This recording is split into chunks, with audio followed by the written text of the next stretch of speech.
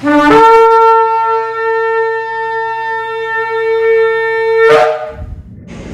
a todos de la congregación Beit Tefilá nuevamente desde el sector Candelaria en Arecibo, dándole toda honra a nuestro Abba Kadosh por habernos permitido una vez más estar celebrando Shabbat. Enviamos saludos a Amy y a Nef, que ellos siempre están pendientes de la congregación y ellos le envían saludos. Así que Amy y Nef, el poderoso los bendiga. También estamos en Tefilá por algunos hermanos que están enfermitos y por Freddy, que hace un tiempito está padeciendo de una situación, que Abba Kadosh le sane, le restaure y vuelva de nuevo a estar puesto en sus pies. Bendito el que vive. Hoy vamos a discutir la parashá número 21, la parashá Ki Tisa, y esta parashá comprende en el Sefer Dava, en el libro de Shemot, Éxodo, el capítulo 30, versículo 11, al capítulo 34, 35. Y tiene un significado, varios significados. Dice: cuando hagas un censo o cuando tú eleves la cabeza. Y como siempre hacemos una pequeña introducción sobre lo que vamos a estar hablando de estos 4 capítulos. Es una parashá extensa, es una parashá que tiene bastante información para nuestras vidas y un consejo tremendo. Entonces, aquí van a estar detallándose los últimos detalles que se hicieron del Mishkan. Yahweh le ordena a Moshe que haga un censo de la población de todos los hombres adultos a través de la recolección de una moneda de medio ciclo de plata, que en hebreo se llama shekel, por cada individuo.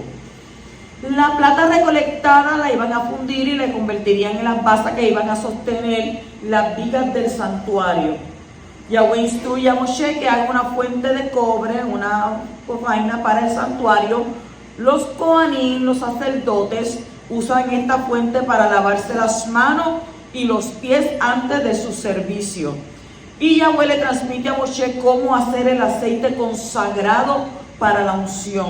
Y este aceite, que se prepara con diversas hierbas aromáticas y especias finas, se iría a usar para ungir y para separar el santuario, sus utensilios, y también para consagrar a Aarón y a sus hijos como Kohanim. El resto del aceite se iba a apartar y se utilizaría para ungir a los reyes y los sumos Kohanim de las generaciones futuras. Yahweh también le transmite a Moshe la fórmula para preparar el incienso que se iba a ofrecer 2 veces al día en el santuario.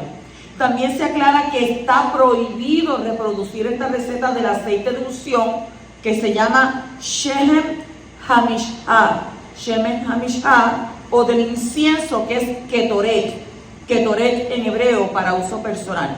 La Torá nos cuenta que Yahweh inspira a Betzaler con sabiduría divina y lo asigna como el principal artesano del santuario y de sus utensilios y artefactos. Yahweh nombra a Joliab como su asistente, y finalmente Yahweh instruye al pueblo israelita a que observe el Shabbat y que este será la señal eterna entre él y los hijos de Israel. Entonces también hablamos aquí en estos textos el pecado del becerro de oro, que después que Yahweh se revela a toda la nación en el monte Sinaí y le transmite las 10 palabras, los 10 mandamientos, Moshe asciende a la montaña, donde permanece durante 40 días. En la montaña Moshe aprende la Torá y recibe las tablas. Los israelitas calculan mal el regreso de Moshe, y cuando no aparece el día en que ellos lo esperan, se impacientan y suponen que Moshe ha muerto, y entonces le exigen a Aarón que les haga un ídolo que los guíe. Entonces Aarón coopera con el pueblo para él ganar tiempo hasta el regreso de Moshe. Pero a pesar de sus esfuerzos, un ídolo con la forma de un becerro de oro emerge de las llamas. A la mañana siguiente, la gente celebra al nuevo ídolo con libertinaje y actos de promiscuidad. Al enterarse, Moshe le ora a Elohim que perdone el pecado de los israelitas. Yahweh escucha la oración de Moshe y decide no aniquilar a los israelitas.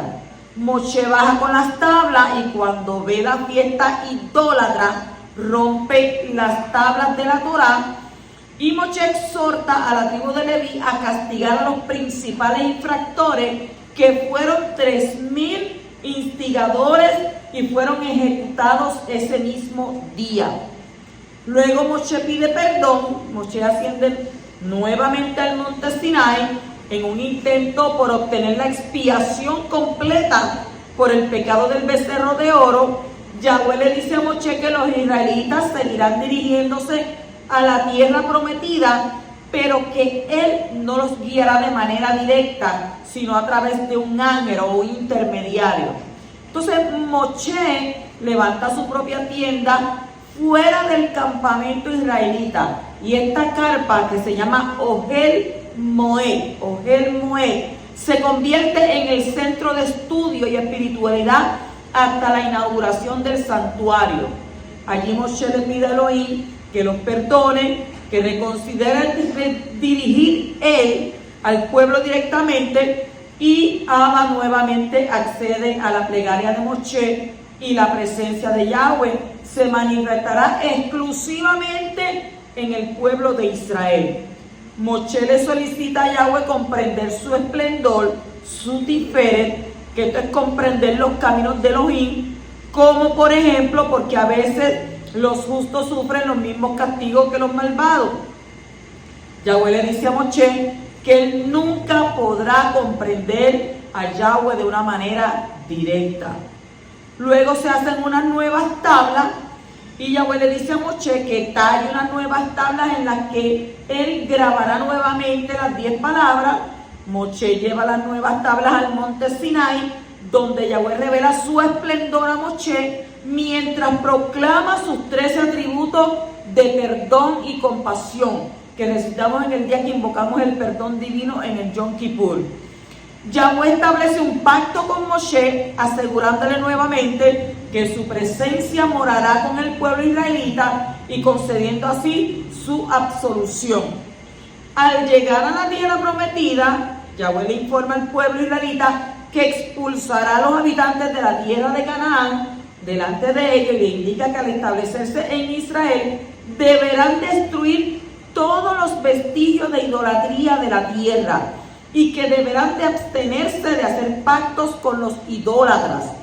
Dice que no harán imagen de fundición como el becerro de oro, y que deben observar las 3 fiestas de peregrinación. ¿Cuáles son esas? Pesach, Shavuot y Sukkot. Los israelitas no podrán consumir hametz, el pan con levadura, durante la Pesach, y en recordación a la última de las 10 plagas. Deben consagrar a los primogénitos varones y al ganado al servicio divino. También indica que no cocinen carne junto con la leche. La luz en el rostro de Moshe, cuando Moshe desciende del monte Sinai con las segundas tablas, sin que él lo note, un hálito de luz se proyecta en su rostro, y Aarón y el pueblo temen acercarse a Moshe. Moshe le enseña al pueblo la Torá que aprendió cuando estuvo en la montaña, y usa un velo en su rostro, excepto cuando habla con Yahweh y cuando repite las palabras de Yahweh al pueblo de Israel. Básicamente esto es todo lo que se compone estos casi 4 capítulos, y comenzamos entonces en el capítulo 30 y versículo 12. Dice: cuando hagas un censo de los hijos de Israel, para contarlos, cada uno dará a Yahweh un rescate por su alma cuando sean contados, para que no haya plaga entre ellos cuando los haya contado. Según la promesa a Abraham, no se podía contar los hijos de Israel. ¿Dónde está eso escrito? En Génesis 15:5 y Génesis Bereshit 32:12. Había un peligro de contar a los hijos de Israel. Cuando el rey David intentó hacerlo una vez, vino una plaga sobre el pueblo. Lo encontramos esto en 2 de Samuel, capítulo 24, versículo 1 al 10, y Primera de Crónicas 21:7. Los hijos de Israel tendrán que hacer 2 cosas para evitar la plaga. La primera cosa es que cada uno dé una moneda y así se puede contar las monedas en lugar del pueblo directamente.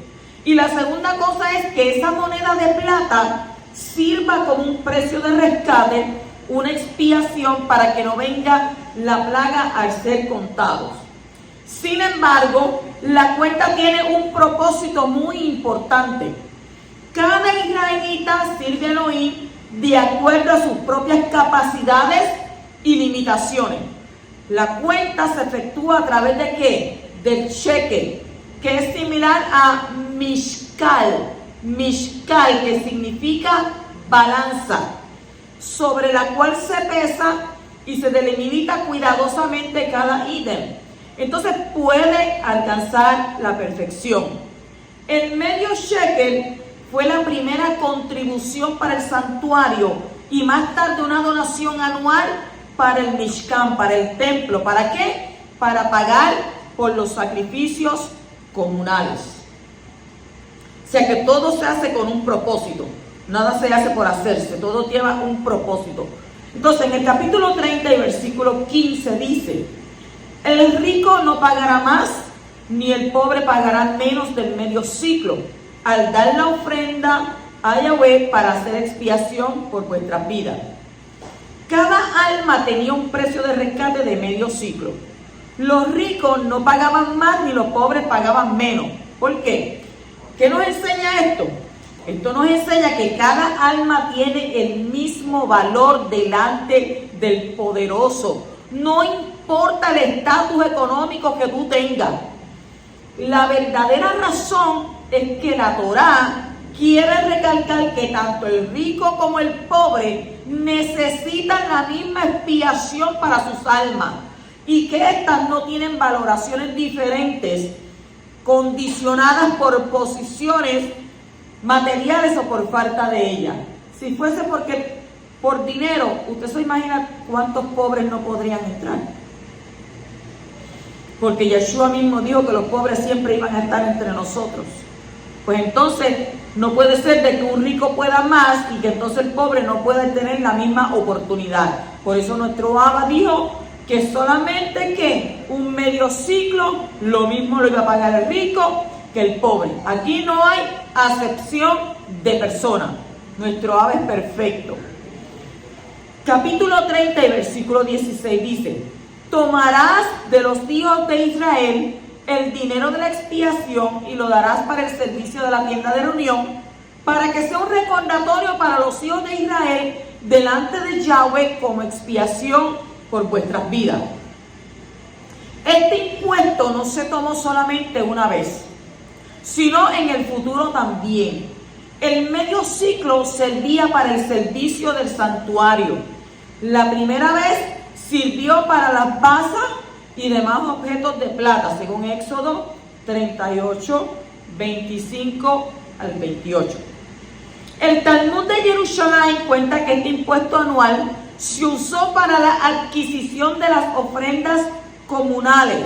Usted lo encuentra en Segunda de Reyes, capítulo 12, versículo 4, Segunda de Crónicas 24, 6, Nehemías 10, 32 y Matitiyá, Mateo 17, 24 al 27. Me gusta dar los textos bíblicos donde se encuentran las cosas para que vean que está ahí en la Torá, no es un invento. En el tiempo del segundo templo se recordaba anualmente en todas las ciudades, en el primer día de Adán, el último mes del año, que cada uno preparara medio shekel para el Beit Hamikdash, para el templo. La colecta ocurría entre el 15 de Adar y Rosh Hodesh, que es el primer día de Nisan. De esto aprendemos en qué época vinieron a nuestro maestro a pedir el impuesto anual del templo, según el relato en Matitiyá, capítulo 17, 24 al 27. No piensen que Yeshua no pagaba también dinero en ese tiempo. O sea, según nosotros llenamos planilla, Mashiach también llenaba planilla. Él también tenía que dar ¿qué? Tenía que dar el impuesto anual. Y ahí aprendemos lo que es, ¿verdad? El tener que estar anualmente pagando. En el capítulo 30 y versículo 23 dice: toma también de las especias más finas, de mirra fluida, 500 ciclos de canela aromática, la mitad 250, y de caña aromática 250. Según Rachi, la canela pesaba en total 500 ciclos, al igual que la mirra, puesto que aquí se menciona la cantidad de 200 ciclos como la mitad, y eso era lo que tenían que aportar. Capítulo 30, versículo 25 dice: y harás de ello el aceite de la Kadosh unción, mezcla de perfume, obra de perfumador, será aceite de Kadosh unción o santa unción. Este aceite, que era utilizado para ungir todos los utensilios del santuario, al igual que a los reyes y al Cohen Gadol, tenía una fragancia fenomenal. Yo me imagino que para ese tiempo eso tenía que oler súper rico. El poder Mashiach, literalmente el ungido, es similar al Shemen. Es Shemen Mishhat Kodesh, aceite de la unción Kadosh. Pues mediante su buena fragancia, Mashiach será capaz de llevar a todos hacia el servicio a Elohim. Según Rambam, la unción fue fabricada de la siguiente manera. Primero, ¿qué se hacía? Se machacaba cada especia por separado. Luego fueron mezcladas y remojadas en agua para que su aroma fuera absorbido por el agua. Y el aceite de oliva fue añadido al agua y la mezcla era entonces hervida hasta que el agua se evaporaba y solo quedaba el aceite con las especias. Según Rachi, luego se limpiaba el aceite de las raíces. Sería fácil para nosotros seguir esas instrucciones y hacer ese aceite. Pero ¿qué dice la Torá? Que esa fórmula era solamente ¿para quién? Para Aarón y los que estaban ahí, que eran los que iban a servir, sus hijos. Si nosotros lo hacemos, somos cortados del pueblo de Israel. Capítulo 30 y versículo 34. ¿Qué dice? Entonces Yahweh dijo a Moshe: toma especias, bálsamo, onix aromático y gálbano, especias e incienso puro. Las medidas serán iguales entre sí. El gálbano tiene un aroma, dice que es desagradable. Me imagino que no olerá muy bien. Pero de esto se aprende que los que no son muy honrosos no deben ser separados, sino incluidos en el grupo para que juntos puedan producir un olor fragante delante del Eterno, como está escrito en Primera de Corintios, capítulo 12, versículo 14 al 27. Según Rachi, en total había 11 diferentes especias en el saumerio, en el ketoret, que era la ofrenda de incienso, las cuales eran el bálsamo, el onix aromático, el gálbano, incienso puro, mirra, casia, espinacardo, azafrán, costo, corteza aromática y canela. Y los nombres de estas especias no son necesariamente los que correspondan exactamente a las palabras hebreas. Y estoy bien segura que muchas de estas especias han desaparecido. No creo que todas estas se puedan conseguir.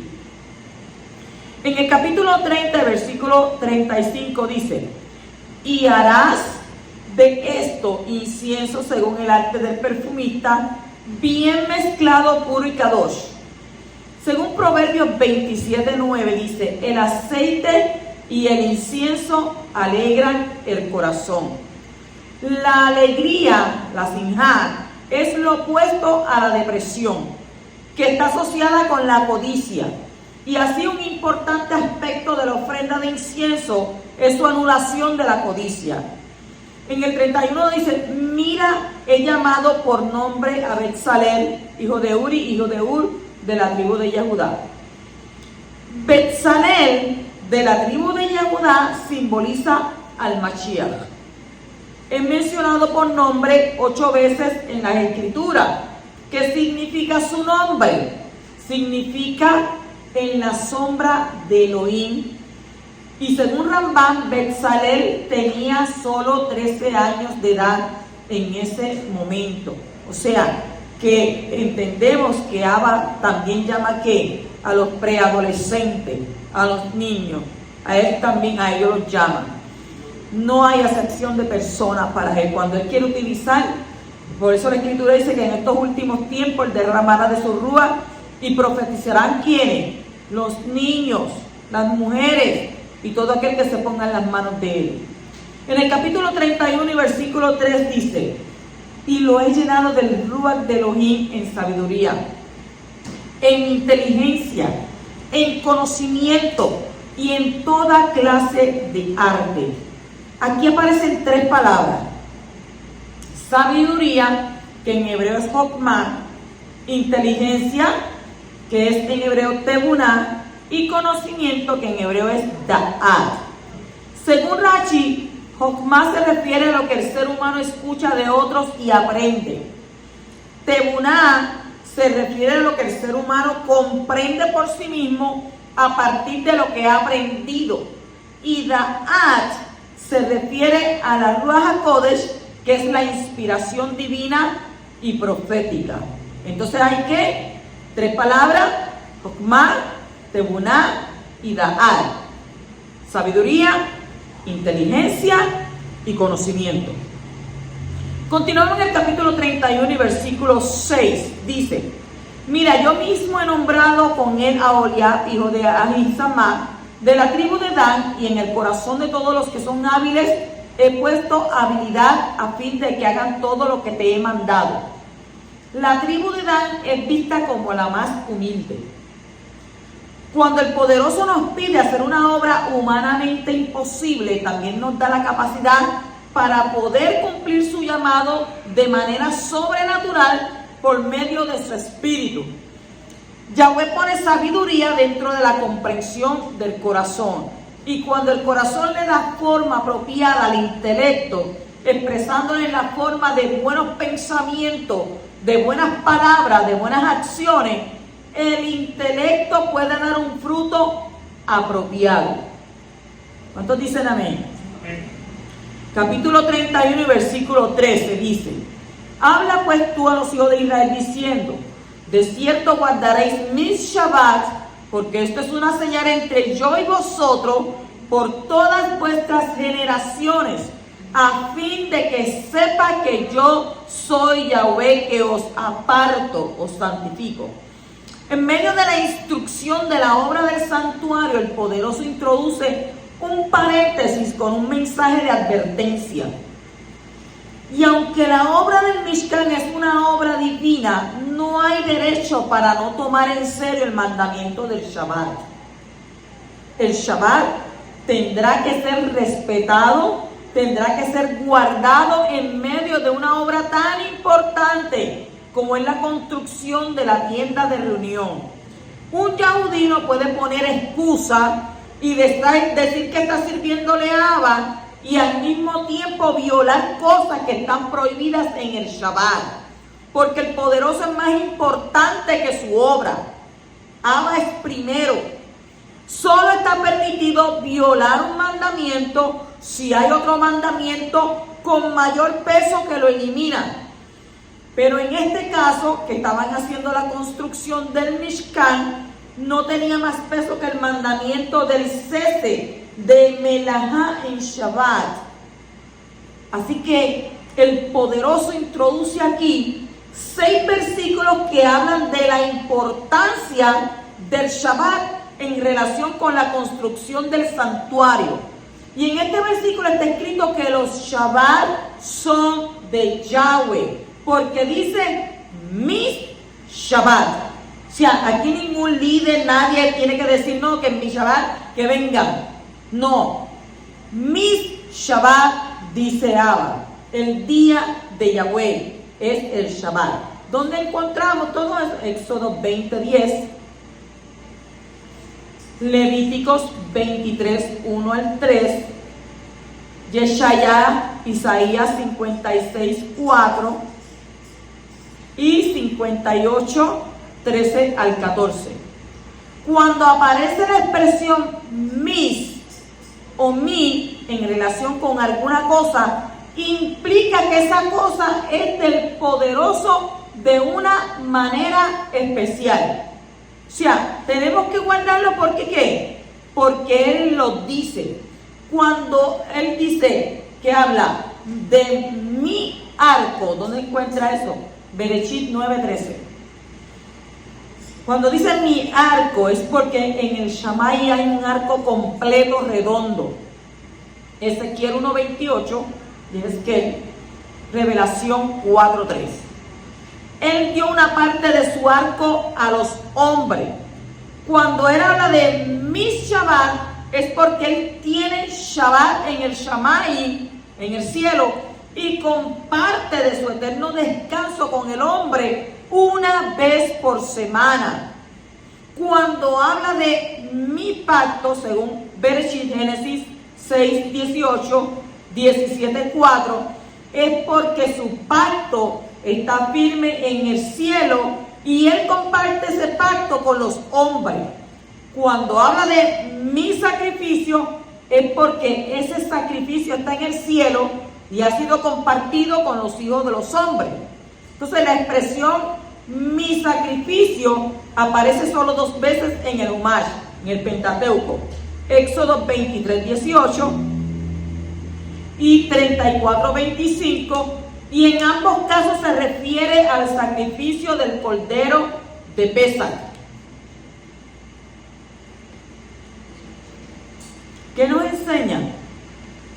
Esto nos enseña que hay un cordero de Pesach en los Shammai, que fue compartido con los hijos de los hombres. Revelación capítulo 13 y versículo 8. Así que el Shabbat es de ¿quién? Es del Abacadosh. El Shabbat fue dado a los hijos de Israel de una manera especial, como una señal de haber sido escogidos, de haber sido separados, de haber sido apartados, y constituye una de las señales del pacto entre Yahweh e Israel. Entonces el poderoso separa, aparta a Israel por medio del Shabbat. Y esto significa que el Shabbat tiene como propósito elevarnos a un nivel espiritual más alto. Es un día para dejar de intervenir en la creación y reconocer a nuestro Abba como soberano. Es un día para dedicarse a la íntima relación con Abba, junto con la familia y la comunidad a la que uno pertenece. Es un día para ser apartado, santificado, o sea, separado y elevado, para que lo podamos entender mejor. O sea que es un día dado por nuestro Abba, y si Él guarda el precepto, nosotros también tenemos que guardar ese mandamiento. Porque Abba, ¿qué hace? Se separa con nosotros. Él lo guarda allá y nosotros lo guardamos acá. ¿Cuántos dicen amén? Es por eso que nosotros guardamos el Shabbat,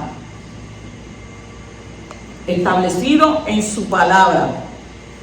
Y aunque nosotros lo estemos guardando aquí, en nuestro interior tenemos que reconocer que también Abba lo guarda juntamente con nosotros. Nosotros acá abajo y Él allá arriba. En el capítulo 31 y versículo 17 dice: esta es una señal entre yo y los hijos de Israel para siempre, pues en 6 días Yahweh hizo los Shammai y Laret, y en el 7º día cesó y reposó. La señal del pacto entre Yahweh e Israel tiene que ver con la obra de la creación. Como Él hizo, así ellos también hacen. La palabra cesar es la primordial. Es la traducción del término Shabbat. Luego viene la palabra reposar, en hebreo nafash, que es la segunda prioridad. Así que el Shabbat también fue creado para que el hombre descanse y renueve su fuerza para la siguiente semana. Porque si usted trabaja 7 días, ¿qué tiempo tiene usted para poder recuperar fuerza? Entonces hay 2 tipos de santuario en el mundo. Un santuario en el espacio y otro en el tiempo. En el relato de la construcción del santuario en el espacio, el santuario viene entrelazado, el relato del santuario en el tiempo. ¿Dónde es? El Shabbat. Porque aun cuando estaban construyendo el santuario, tuvieron que cesar para guardar Shabbat. Ahora no se contradicen. O sea, guarden Shabbat y entonces no, sigan construyendo, hagan esto, no guarden Shabbat. No, 6 días trabaja, más al 7º tienes que descansar. Recuperar nuevas fuerzas para emprender la nueva semana. Según el capítulo 32, versículo 2, dice: y Aarón les dijo: quitad los pendientes de oro de las orejas de vuestras mujeres, de vuestros hijos, de vuestras hijas, y traédmelo. También los hombres llevaban pendientes. Según el Midrash, lo habían aprendido de los egipcios, que lo habían adaptado de los árabes. Por eso todavía hoy en día, antier yo vi un señor adulto, 70 y pico de años, y tenía un pendiente en la oreja. Y yo decía: poderoso de Israel, mira esto. O sea que esa tradición viene de Egipto. Y mire donde la gente, hasta el día de hoy, están acostumbrados a hacerlo. Y hubo un tiempo en que eso estuvo bien de moda, de que los hombres se pusieran pendientes. Pero eso viene ¿de dónde? De Egipto. En el capítulo 32 y versículo 7 dice: entonces Yahweh habla a Moshe: desciende pronto, porque tu pueblo, y lo que dice, porque tu pueblo que sacaste de la tierra de Egipto se ha corrompido. Ay, pero yo pensé que era el pueblo de Abba. Y Abba le está diciendo a Moshe: tu pueblo. Entonces, Moshe habría hecho cualquier cosa para cumplir con la voluntad de Yahweh. Aceptó los miembros de la multitud mezclada como conversos del éxodo de Egipto para acercarlos ¿a quién? A Yahweh. Sin embargo, el éxodo se llevó a cabo muy rápido, ¿según qué? Éxodo 12:39, Devarim, que es Deuteronomio 16:3. Y lo mismo sucedió con la inclusión de la multitud mezclada. Moshe nos acercó antes de que el tiempo estuviese maduro para que se uniesen a la nación de israelitas. Esto dio como resultado el becerro de oro. Por lo tanto, Yahweh le dice a Moshe: desciende de tu nivel. Tú eres responsable del becerro de oro porque tomaste la multitud mezclada. Entonces no es fácil llegar a los demás y acercarlos a Yahweh. Algunas personas guardan demasiado mal en ellas, y si se las acerca, ese mal puede hacer pecar a otros. En verdad, Moshe se equivocó en su misión de llevar a la multitud mezclada, pues en lugar de acercarse a Elohim, construyeron un becerro de oro para la idolatría, porque Yahweh en ningún momento dijo: saca a los egipcios, saca a aquellos que no son israelitas. Él dijo: yo quiero que mi pueblo Israel me adore en el desierto. ¿Dijo la multitud mezclada? No dijo eso. Entonces también nosotros debemos tener cuidado y fijarnos con quién hablamos, qué decimos y qué hacemos por los demás. Si la persona que tratamos de ayudar no está lista para acercarse a Yahweh, puede ser dañada por nuestros esfuerzos y alejarse de Yahweh, pese a nuestras buenas intenciones. La Eret Rab, ¿quién era la Eret Rab? La Eret Rab era la multitud mezclada. Fue llamada así debido a su tendencia a Areb. Areb es mezclar. ¿Mezclar qué? Su conocimiento y proponer hechos falsos. Entonces, algunas personas son tan malvadas que su influencia daña a la gente que es temerosa de Yahweh, por lo que está prohibido intentar acercarlas a Yahweh. Entonces, este fue el caso con la multitud mezclada, a quien Moshe acercó sin primero pedir permiso a Yahweh. Y a lo largo de la estadía de los israelitas en el desierto, la multitud mezclada, ¿qué hizo? Puso en peligro continuamente el desarrollo espiritual de los hijos de Israel.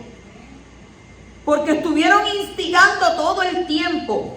Porque el becerro de oro, ¿por quién se levantó?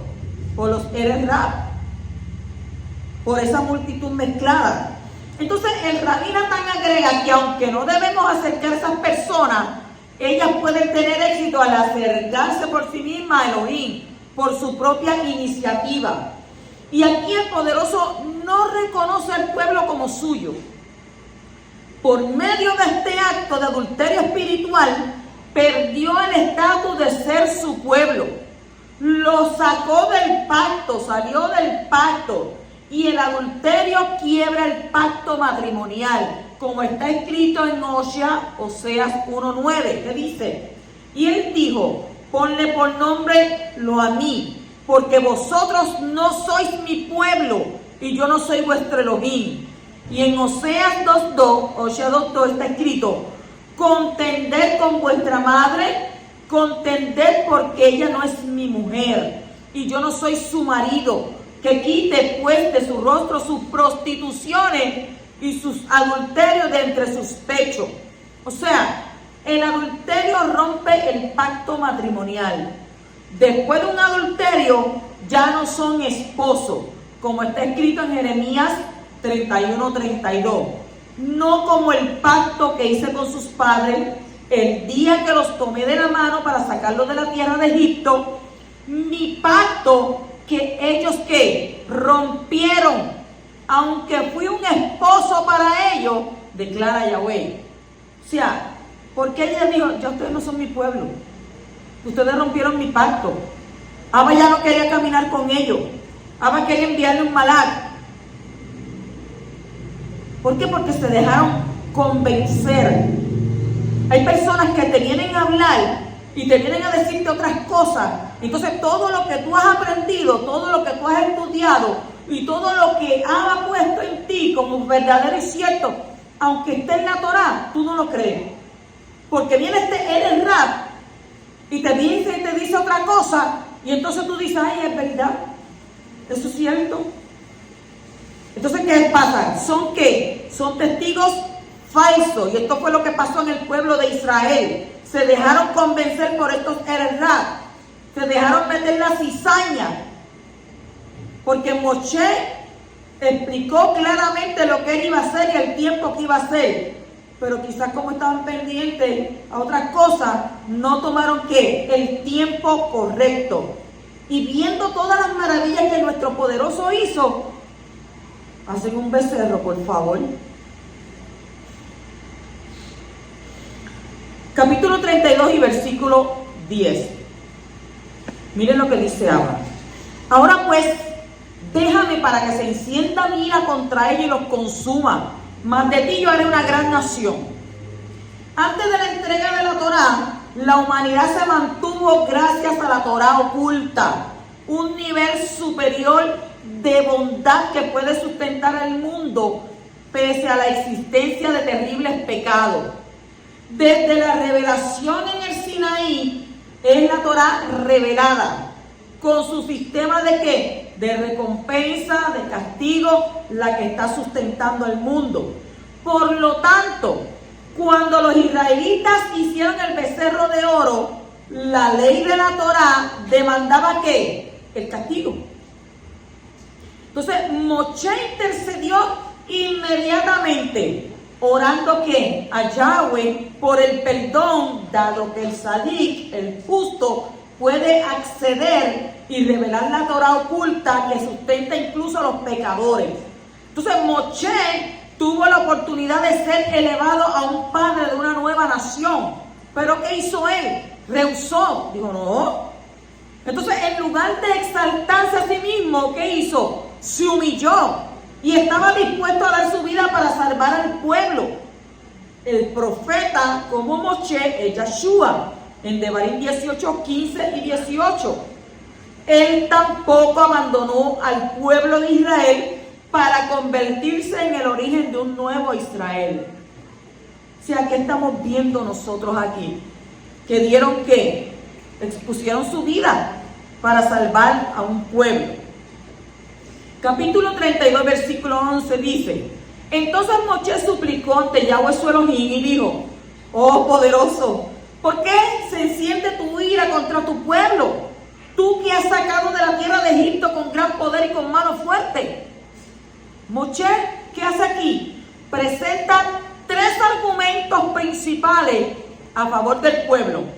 Yahweh le había dicho en el versículo 7 que el pueblo era ¿de quién? De Moshe, y que él lo había sacado de Egipto. Entonces Moshe le devuelve la palabra diciendo que el pueblo es del poderoso y que él lo sacó de Egipto con grandes milagros. Se la dudó, ¿verdad? Se la dudó, no, yo lo saqué, pero esto es tuyo, este pueblo es tuyo, este pueblo no es mío. Tú fuiste el que lo sacaste, no fui yo el que lo sacó. Fuiste tú con grandes milagros y hazañas que hiciste allí. ¿Qué ahora tiene que hacer? Capítulo 32, versículo 16 dice: las tablas eran obra de Elohim y la escritura de Elohim grabada sobre las tablas. El hecho de que las tablas contuviesen la escritura de Yahweh era un fenómeno maravilloso. La Torá es una unidad con Yahweh. Y aún así él hizo que las letras de la Torá fuesen inscritas sobre piedras. ¿Para qué? Para impartirla a la nación israelita. Junto con su fuente, las letras se encuentran más allá de ¿qué? De toda descripción. Y están en la raíz de todos los mundos y de toda la creación. Porque con la palabra él creó todo.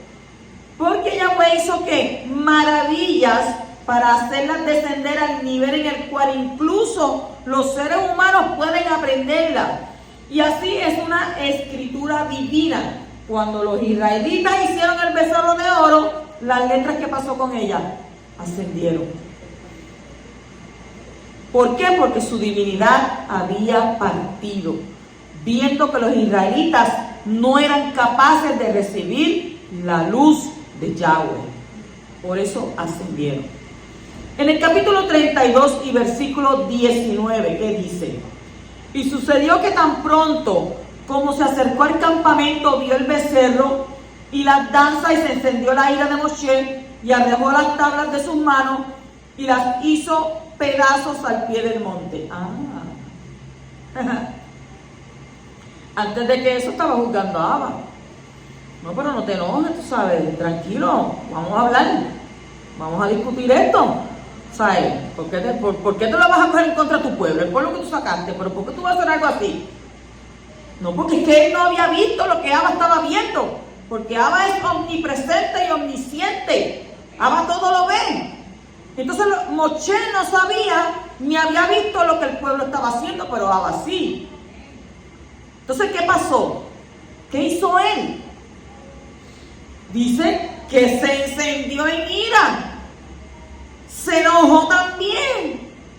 Y entonces fue tanto el enojo que ¿qué hizo? Lo que tenía en las manos eran las tablas. ¿Y qué hizo? ¡Plah! Entonces las tablas fueron quebradas. Fueron quebradas el día 17 del cuarto mes. Y en ese mismo día ocurrieron luego cosas tristes en la historia del pueblo yahudí. En ese día, el rey malvado Antíoco Epifanes profanó el templo estableciendo que un ídolo. ¿Qué puso? ¿Qué ídolo puso allí? ¿Qué ídolo puso allí?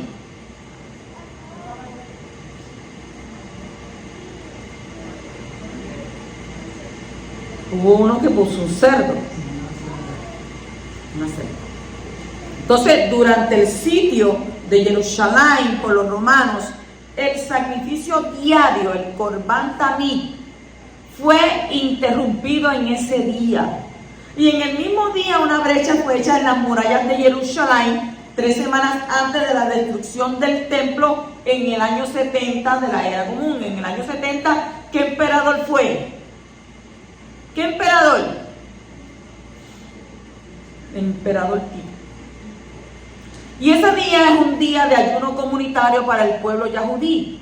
O sea que las 3 semanas desde el 17, cuarto mes, hasta el día 9 del quinto mes, que se le llama Av, han sido fijadas como un periodo de duelo. Los dos templos fueron destruidos el día 9 de Av, y en hebreo, ¿cómo se llama?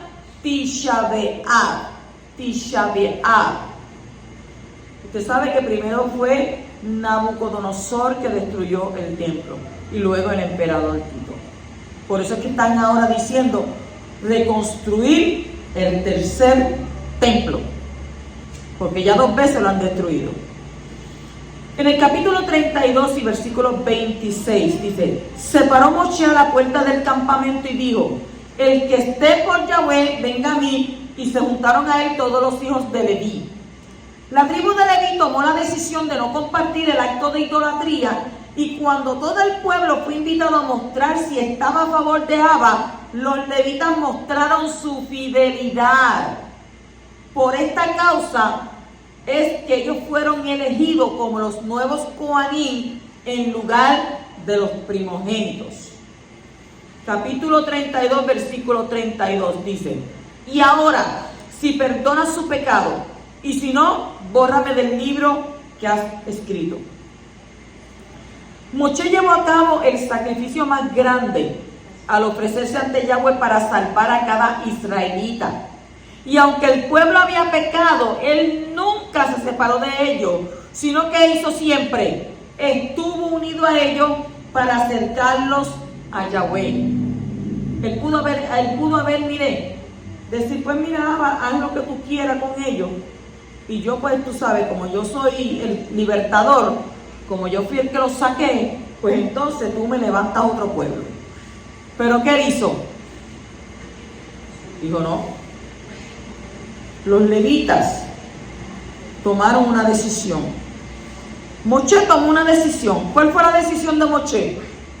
De orar para que Abba no matara al pueblo, no lo eliminara. Los levitas tomaron una decisión. ¿Cuál fue esa decisión?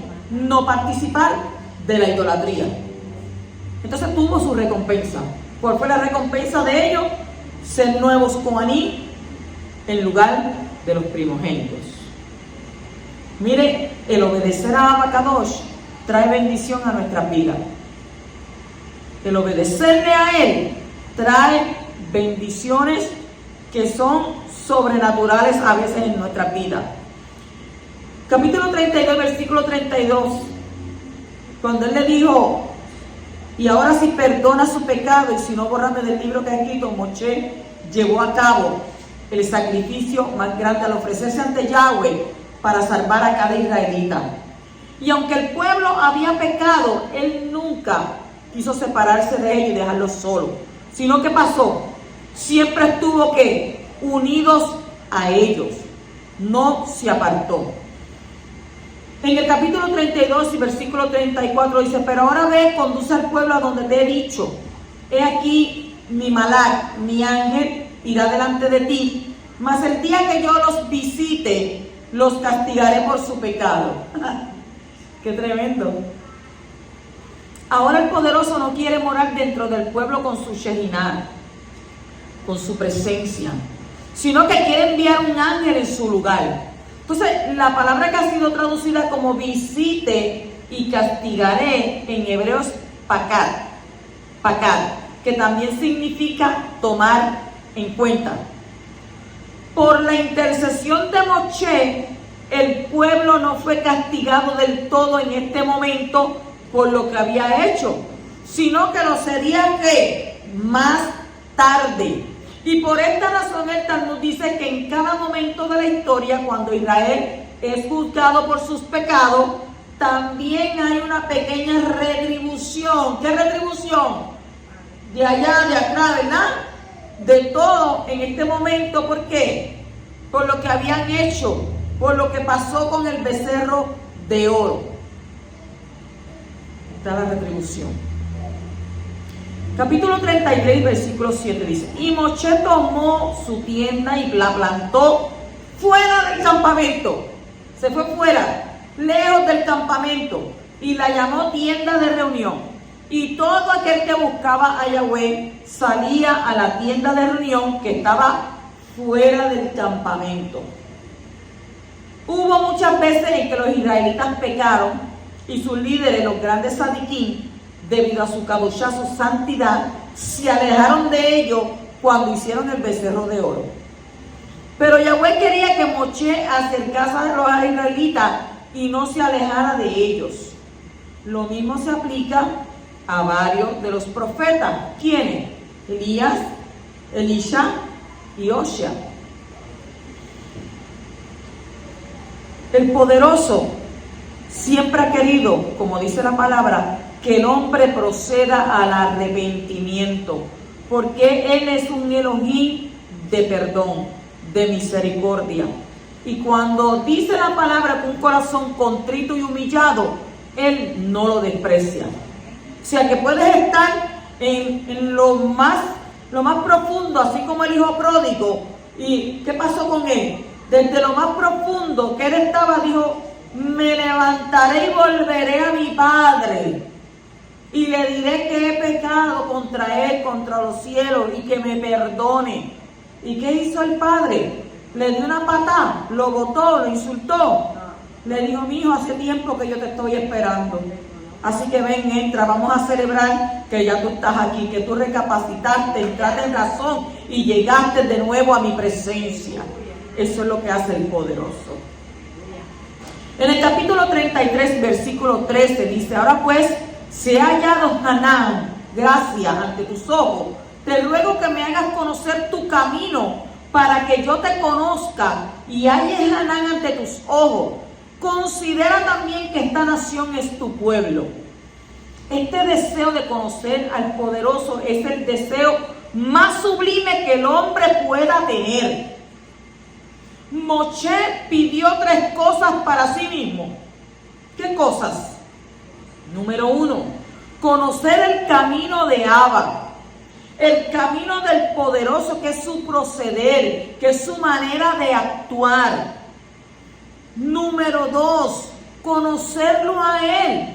Pero conocerlo ¿de qué manera? Más profundamente. Uno que conoce a otra persona no solamente conoce lo que hace o lo que dice, sino que también el motivo detrás de lo que hace y que dice. Número 3, ver el esplendor de Abba, la cabot del Eterno. Y esto está en el versículo 18. Esto es el peso de la manifestación del poderoso. O sea, que Moshe también pidió que el pueblo fuera reconocido como el pueblo de Abba, como su pueblo. Mucho pedía Moshe, ¿verdad? Pedía muchas cosas. Y a pesar de que hacían las cosas, el pueblo hacía las cosas negativas con todo, y eso Moshe intercedía. Capítulo 33 y versículo 15 dice: y él le respondió: porque si tu presencia no va con nosotros, no nos hagas subir de aquí. Después del pecado del becerro de oro, Yahweh le dijo a Moshe que enviaría a Malak para guiar al pueblo a través del desierto. Y Moshe rechazó la oferta, insistiendo en que Yahweh tenía que seguir con ellos. Y Moshe razonó expresando que solamente Yahweh conocía las necesidades del pueblo y que solamente él podía reaccionar a ella ¿con qué? Con verdadera compasión, mientras que un Malak sería incapaz de mostrar misericordia. Eso usted lo ven hecho en Éxodo 23, 21. Y en verdad fue inmediatamente después de que Moshe insistió en que Yahweh siguiese con ellos, que él reveló que sus 13 atributos de misericordia. Miren cómo es que él sabía cómo llegar hasta Abba, él sabía cómo mover su compasión, él sabía que cuando él le hablaba: mira, bendito Abba, tú sabes que tú sacaste, mira aquello, lo convencía. Pero un Malak no le iba a convencer, porque el Malak estaba sujeto al poderoso.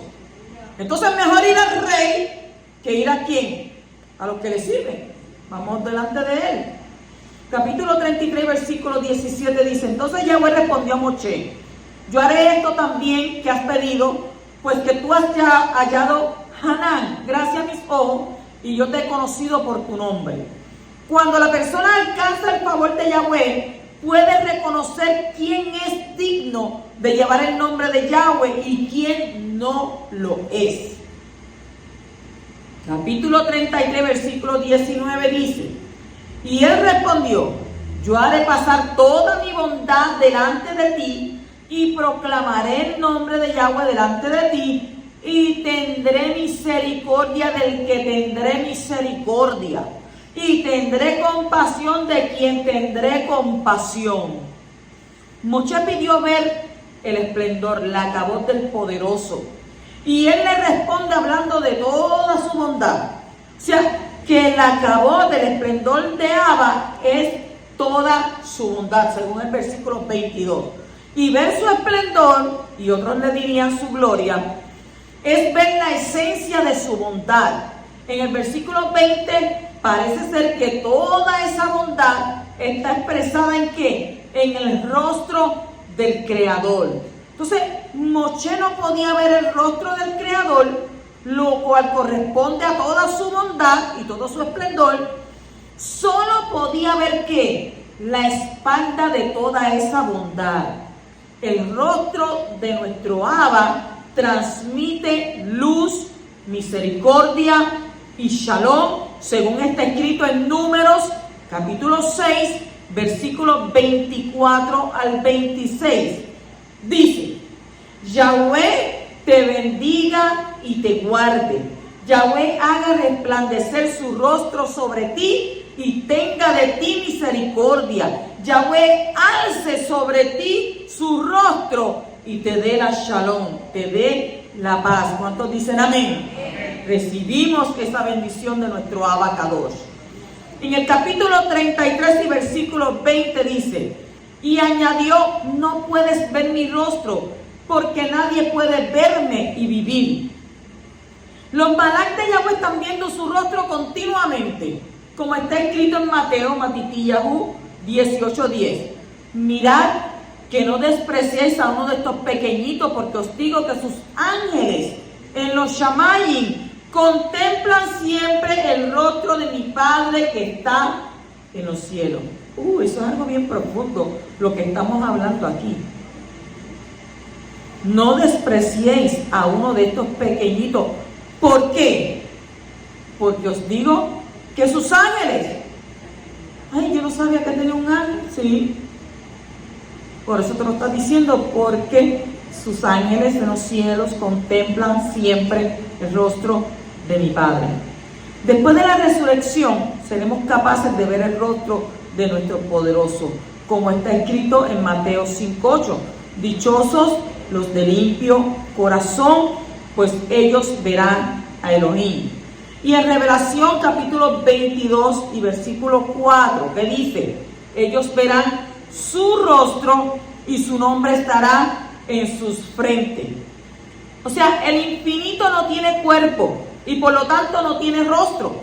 La Torá habla el idioma humano y por eso la expresión rostro tiene que ver con la mayor revelación que existe de nuestro Padre en este mundo.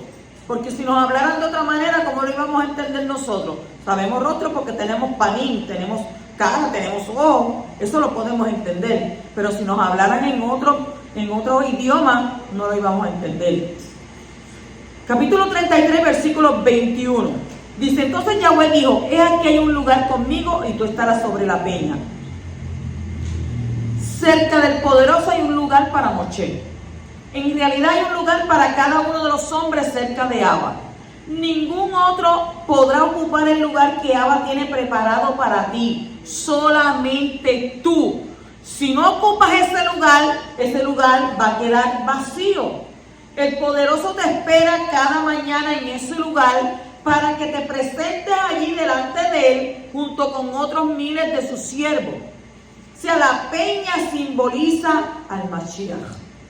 Para poder estar delante de nuestro Abba, tienes que estar puesto sobre el Mashiach. y Él es el fundamento sobre el cual podemos estar cerca de nuestro Abba. Aleluya. Capítulo 33 y versículo 22 dice: y sucederá que al pasar mi cabot, mi esplendor, te pondré en una hendidura de la peña y te cubriré con mi mano hasta que yo haya pasado. La persona requiere de límites en su búsqueda de la divinidad para no pasar más allá de sus capacidades. Aunque Moshe alcanzó la percepción más elevada de Yahweh que el hombre pueda lograr en este mundo, también él necesitó de límites con respecto a esa percepción. Y así Yahweh lo colocó en una hendidura de la roca. Por el mismo motivo, Yahweh colocó su mano sobre Moshe, porque de otra manera la tremenda luz de nuestro Abba lo habría abrumado, lo había cegado. Nadie puede ver esa luz tan resplandeciente. Es a veces cuando miramos al cielo y vemos ese sol tan fuerte, ¿qué pasa? Nos quedamos como casi ciegos. Y entonces entramos a un lugar que tiene un poco de sombra y todavía en nuestra vista vemos ese resplandor. Ese era el resplandor que teníamos. Capítulo 33, versículo 23. Después apartaré mi mano y verás mis espaldas, pero no se verá mi rostro. Maimónides resumió la creencia judía en 13 principios. El principio número 3 dice: yo creo, y nosotros también creemos con perfecta fe, que Él no es corpóreo ni tiene aspecto corporal. Cuando la Escritura habla de que el poderoso se manifiesta como si fuera un hombre, se entiende en el judaísmo tradicional como una manera metafórica de hablar de sus diferentes cualidades. Moshe pidió ver el esplendor, la cabot, y el poderoso habla de su rostro. Así que la cabot, el esplendor, una cosa abstracta, es comparada ¿con qué? Con el rostro, una cosa concreta. Entonces Maimónides enseña que cuando se habla de las espaldas del Creador, no se debe entender como algo concreto, como una forma física, sino como una manera de hablar de sus atributos. Hay muchas cosas que nosotros no sabemos. Hay muchas cosas que nosotros ni por aquí ni por nuestra mente, porque cuando comenzamos a estudiar la Torá, hay tantas revelaciones de nuestro Padre, que usted dice a veces: wow, pero yo esto ni jamás me lo hubiera pensado, jamás lo hubiera sabido, porque el poderoso es el que revela. Todos los misterios dice el que están revelados. Pero, ¿cuáles son esos misterios que están revelados? ¿Cuáles son? Están revelados, dice la Torá, ¿verdad que sí? Pero ¿cuáles son? En el capítulo 34, versículo 2 dice: prepárate pues de mañana y sube temprano al monte Sinai, y allí preséntate a mí en la cumbre del monte. Y esto es lo que el poderoso espera de cada uno de nosotros, que nos preparemos de mañana y subamos al monte oral y tomemos ese lugar preparado allí sobre la roca junto al Padre. No podemos levantarnos las millas y salir corriendo: ay, estoy tarde porque me dormí 5, 10, 15 minutitos más. Siempre hay que ir de mañana delante de su presencia. La mejor hora es de 3 a 4 de la mañana. Casi todos los días yo me despierto de 3 a 4 de la mañana. Esa es mi hora para orar, para clamar a nuestro Abba, porque a esa hora hay tranquilidad, pero también a esa hora hay un nivel alto de fuerzas negativas y de cosas negativas, y usted tiene que orar, estar siempre en tefilá delante de Abba, procurando cobertura de parte de Él. Capítulo 34, versículo 5 dice: Yahweh descendió en la nube y estuvo allí con él mientras éste invocaba el nombre de Yahweh. Cuando te presentas ante el poderoso de mañana, Él se acerca y está contigo para escuchar tus alabanzas y tus oraciones. La esencia del perdón está enraizada en el nombre de Yahweh. Y cuando uno se arrepiente delante de Yahweh, eleva el nombre de Yahweh y despierta el nombre para efectuar ¿qué? El perdón sobre nuestras vidas. Capítulo 34 y versículos 6 al 7. Entonces pasó Yahweh por delante de él y proclamó Yahweh, Elohim compasivo y clemente, lento para la ira, abundante en misericordia y fidelidad, el que guarda misericordia a millares, el que perdona la iniquidad, la rebeldía y el error, y que absuelve, pero no absuelve completamente, el que toma en cuenta la iniquidad de los padres sobre los hijos y sobre los nietos, hasta la tercera y cuarta generación. Entonces, estos son llamados los 13 atributos de misericordia. ¿Cuáles son? Son los siguientes. Yahweh. Número 1, Hashem o Yahweh, el poderoso, misericordioso antes del pecado. Número 2, el poderoso, Yahweh el poderoso, misericordioso después del pecado, y la teshuvah, que es ¿qué? Arrepentimiento. Número 3, el fuerte, el fuerte. Número 4, Rahum es compasivo. Número 5, Behanun. ¿Qué es Behanun? Benevolente. Número 6, Erech Apaim, E-R-E-J-A-P-A-I-M. Erech Apaim es tolerante. Espera que el malvado se arrepienta y no lo castiga inmediatamente. Eso es lo que es Erech Apaim, tolerante. Espera que el malvado se arrepienta y no lo castiga inmediatamente. Número 7, Berrat Hesed. V-E-R-A-V, Hesed, G-E-S-E-D. Abundante en bondad, da al hombre más allá de lo merecido. Por eso a veces yo digo, tú me has dado más de lo que yo me merezco. Eres entonces ¿qué? Berrat Hesed. Número 8, Behemet. Quiere decir y verdad, fidelidad o confiabilidad. Es fiel en su comportamiento a todos. Es fiel en su comportamiento a todos. Número 9, Notzer Hesed la Alafim.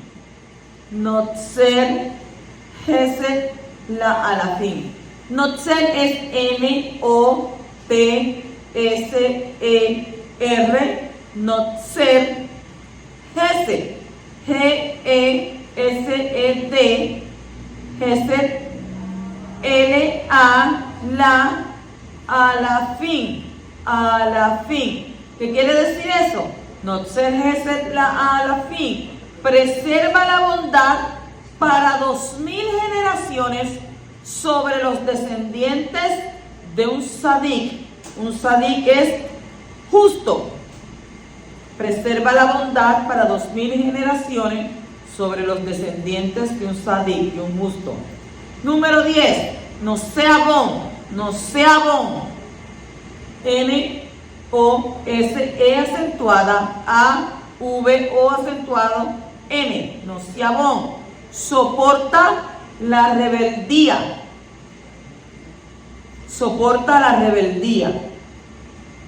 Número 11, Va-Fesha. V-A-F-E-S-H-A.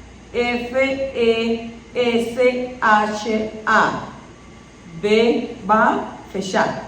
¿Qué quiere decir? Transgresiones intencionales. Número 12, Bejatá. B-E-J-A-T-A-A. Bejatá. Bejata'a. Errores, pecados no intencionales. Y número 13. Benaque lo yenaque. V-E-N-A, cada kilómetro, E acentuada, L-O, J-E-N-A, cada kilómetro y E acentuada. Benaque lo yenaque. ¿Qué quiere decir eso? Absuelve y no absuelve. Cobra al pecador poco a poco, absuelve al que se arrepiente, pero no absuelve al que no se arrepiente. ¿Esos son qué? ¿Los 13 qué? Los 13 atributos de su misericordia. Su nombre, El Rahum, Behanun, Er Apaim, Berrab Hesed, Behemet, Notzer Hesed la Alafim, Nosiabon, Bafeshad, Bejata'a, Benaquelo y Enaquel. Cuando toma en cuenta el pecado de los padres sobre los hijos, se refiere a los hijos que prosiguen en el pecado de sus padres. Si el hijo se arrepiente, será perdonado y no le vendrá el castigo del pecado de sus padres, como está escrito en el libro de Yehezkel, capítulo 18. En el capítulo 34, versículo 10 dice: y contestó, he aquí voy a hacer un pacto delante de todo tu pueblo, haré maravillas que no se han hecho en toda la tierra ni en ninguna de las naciones, y todo el pueblo en medio del cual habitas verá la obra de Yahweh, porque es cosa temible la que haré contigo. El pacto es renovado, pero Moshe es el receptor del pacto y el pueblo es el beneficiario, según el versículo 27. De manera similar, el pacto fue renovado con el Mashiach y por medio de él con todos los que están en él. Capítulo 34 y versículo 23 dice: 3 veces al año se presentarán todos tus varones delante de Yahweh, el Adón, Elohim de Israel. Aquí el poderoso se llama Elohim de Israel, lo cual es una muestra de que ha renovado el pacto matrimonial con su pueblo. En el capítulo 34 y versículo 27, es una paracha para estar hablando hasta por la noche. Dice: entonces Yahweh dijo a Moshe: escríbete estas palabras, porque conforme a estas palabras he hecho un pacto contigo y con Israel. El pacto fue hecho con Moshe y con Israel. De la misma manera tenemos a Yeshua como el mediador del pacto renovado con Israel, como está escrito en Hebreos 8:6. Pero ahora él ha obtenido un ministerio tanto mejor, por cuanto es también el mediador de un mejor pacto establecido sobre mejores promesas. Y en Hebreos 9:15 dice: y por eso él es el mediador de un nuevo pacto, a fin de que, habiendo tenido lugar una muerte para la redención de las transgresiones que se cometieron bajo el primer pacto, los que han sido llamados reciban la promesa de la herencia eterna. ¿Cuánto lo reciben? Bien. Capítulo 34 y versículo 29 dice: y aconteció que cuando Moshe descendía del monte Sinai con las 2 tablas del testimonio del Edut en su mano, al descender del monte, Moshe no sabía que la piel de su rostro resplandecía por haber hablado con Abba. Según el Midrash, Moshe volvió a los hijos de Israel el día 10 del 7º mes de Tishri, y ese día fue establecido como el gran día del perdón, el día que Yom Kippur. Entonces Yahweh prometió hacer cosas tremendas con Moshe, y esta fue la primera, que su rostro brillaba por haber hablado con Yahweh. De manera parecida nos ve a nosotros, ¿verdad?, la piel de Yeshua, que fue transformada en el monte. ¿Dónde está eso? Matitiyah 17:1, Daniel 12:3, Mateo 13:43, Filipenses 3:21, Revelación 1:16. O sea, el fin del esplendor de la Cabot que resplandecía en el rostro de Moshe es el Mashiach, como está escrito en 2 Corintios, capítulo 3 y versículos 7 al 18. Shabbat Shalom.